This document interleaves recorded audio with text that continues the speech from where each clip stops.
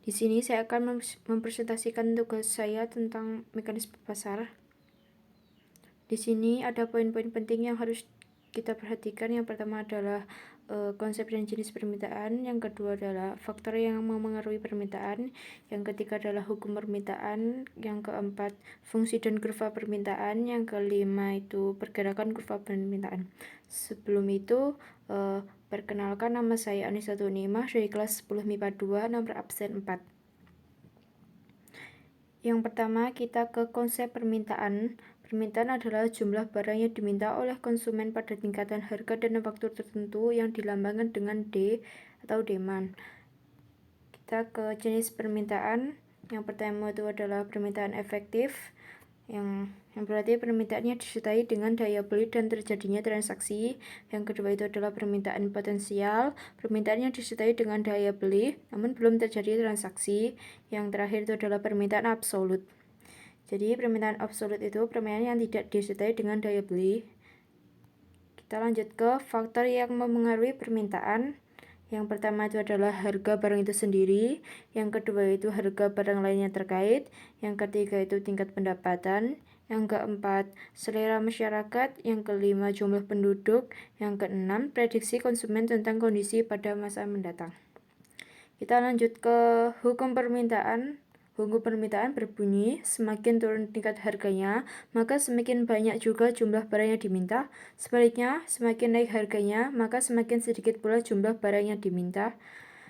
Di sini ada fungsi dan kurva permintaan.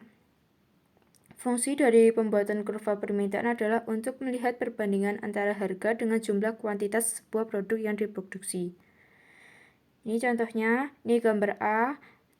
Gambar A itu semakin banyaknya penawaran dari pelanggan membuat penjualan meningkat, namun hal itu tidak diikutsertakan dengan kualitas produk yang dibuat sehingga harga menjadi turun sebab kompetitor bisa masuk ke pasar yang sama dengan menggunakan produk yang serupa.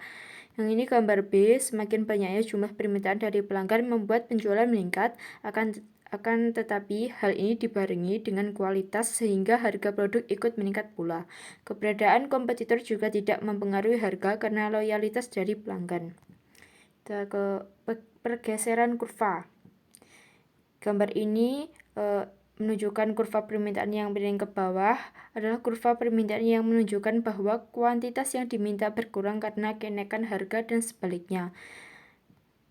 Ini adalah contoh kurva permintaan miring ke atas yang menunjukkan korelasi positif antara harga dan jumlah yang diminta. Harga yang lebih rendah membuat barang menjadi kurang diinginkan sehingga jumlah yang diminta menurun. Ini kurva permintaan tertekuk ya, adalah model oligopoli tradisional dengan asumsi bahwa saingan akan cocok dengan penurunan harga tetapi bukan kenaikan harga. Kita lanjut ke penawaran. Ini poin penting yang harus diperhatikan juga. Yang pertama adalah konsep dan jenis penawaran. Yang kedua itu faktor yang memengaruhi penawaran. Yang ketiga itu hukum penawaran.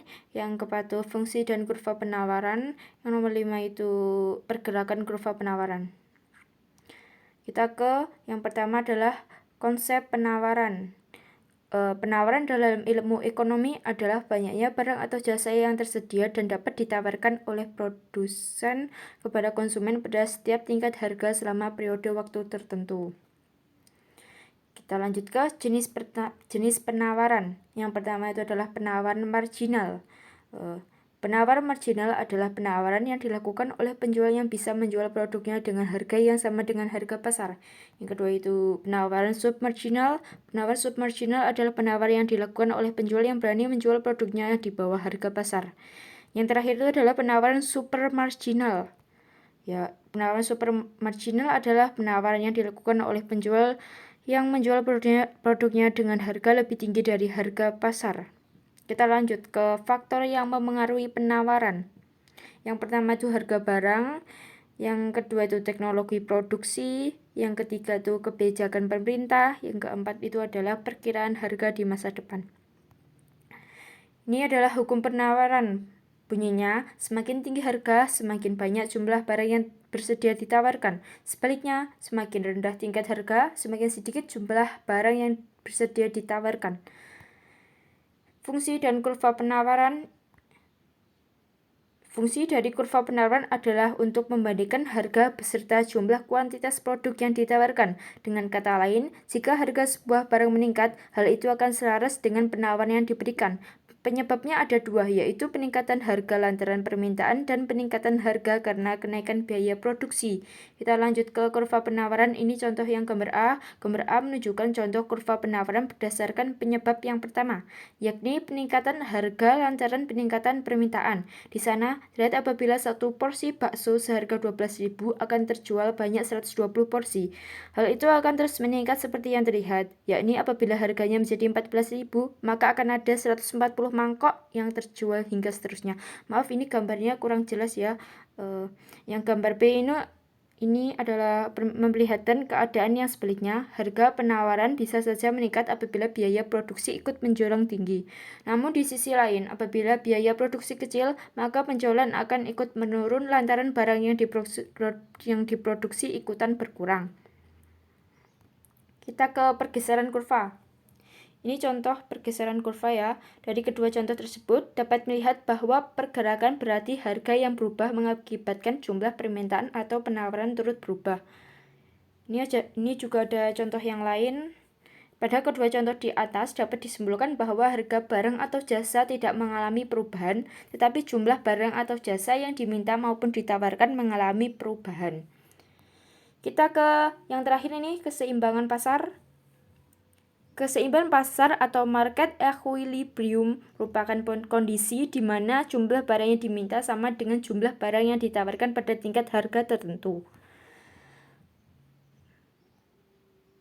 Ini fungsi keseimbangan pasar. Yang pertama adalah fungsi permintaan. Ini fungsi permintaan merupakan persamaan yang menunjukkan hubungan antara jumlah barang yang diminta dengan faktor-faktor yang mempengaruhinya. Ini ada fungsi penawaran. Fungsi penawaran dapat dipahami sebagai persamaan yang menunjukkan hubungan antara harga barang dengan jumlah barang yang ditawarkan oleh produsen. Selanjutnya kita ke proses terbentuknya keseimbangan pasar. Kita bisa menyebut harga keseimbangan hanya jika permintaan dan penawaran ada pada titik yang sama, tidak lebih, tidak kurang. Karena jika harga ada di bawah harga keseimbangan, maka akan terjadi kelebihan permintaan. Karena permintaan akan meningkat akibat harga yang rendah dan kemudian penawaran menurun. Sebaliknya, jika harga pasar melebihi harga keseimbangan, maka akan terjadi kelebihan dan kelebihan penawaran. Tetapi konsumen enggan membeli atau jumlah permintaan menurun. Ini kondisi keseimbangan pasar ini jika dinyatakan secara matematis dan grafis akan menjadi seperti berikut ini. Yaitu permintaan sama dengan penawaran, demand sama dengan supply, QD sama dengan QS sama dengan QE, PD sama dengan PS sama dengan PE. Maka yang disebut dengan kurva keseimbangan pasar adalah seperti berikut ini. Ini contoh kurva keseimbangan pasar. Pada kondisi keseimbangan pasar atau market equilibrium, kuantitas permintaan QD akan sama dengan kuantitas penawaran QS atau terbentuk kuantitas keseimbangan QE. Harga yang diminta PD pun akan sama dengan harga yang ditawarkan PS, sehingga terbentuk harga keseimbangan PE. Secara grafik, harga keseimbangan ini terjadi pada titik potong antara kurva permintaan dengan kurva penawaran, atau titik E atau titik equilibrium. Kita lanjut ke pengendalian harga. Tujuan dari pengendalian harga adalah untuk melindungi konsumen atau produsen. Ini pengendalian harga dasar atau terendah. Pengendalian harga dasar atau terendah merupakan penentuan batas maksimum harga terendah suatu barang yang boleh dijual oleh produsen. Kebijakan ini dilakukan saat harga jual barang terlalu rendah, sehingga beresiko merugikan produsen atau penjual. Dengan kebijakan ini, diharapkan konsumen akan mengurangi permintaannya. Di sisi lain, produsen bisa memanfaatkan untuk meningkatkan jumlah barang yang ditawarkan. Pengendalian harga maksimum atau tertinggi. Penetapan harga maksimum atau tertinggi adalah penentuan harga jual maksimum yang diperkenankan untuk ditawarkan produsen kepada konsumen. Intervensi ini dilakukan ketika harga barang terlalu tinggi sehingga sulit dijangkau oleh konsumen. Barang Batasan harga tertinggi ini harus dipatuhi oleh para produsen, sehingga dalam menawarkan barangnya dengan harga yang lebih tinggi dari batas harga tertinggi yang telah ditentukan pemerintah. Tujuan intervensi ini untuk menjaga stabilitas harga sehingga tetap terjangkau oleh masyarakat. Sekian, bila ada kesalahan saya mohon maaf.